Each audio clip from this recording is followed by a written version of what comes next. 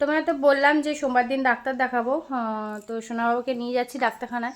তো নাম লেখানো হয়ে গেছে, ফার্স্টেই নাম আছে 7টার সময়, তো এখন বাজে 6:30। তো এখন বেরোচ্ছি।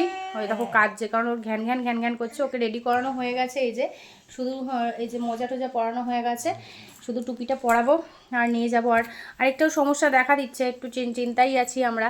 সেটা হলো এই যে ওর বাঁ চোখটা, এ দেখো ডান চোখটা ঠিক আছে, কিন্তু বাঁ চোখটা দিয়ে শুধু ক্যাথর কাটছে, মানে সেকেন্ডে সেকেন্ডে পরিষ্কার করছি, আবার দেখছি এতটা করে জমে যাচ্ছে, মানে চোখটা লাল হয়ে গেছে, বুঝতে পারছি না, হয়তো ঠান্ডাও লাগতে পারে। হ্যাঁ, তো জানি না, তো চলো ডাক্তারকে দেখি কি বলে, বুঝতে পারছি না, এই জন্য একটুখানি টেনশানে আছি।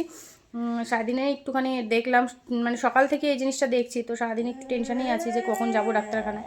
এই তো মামা চলো, তো নিয়ে যাই, ডাক্তার কি বললো না বললো অবশ্যই তোমাদের এসে জানাবো। এই দেখো চোখ দিয়ে জল বেরোচ্ছে, দেখছো?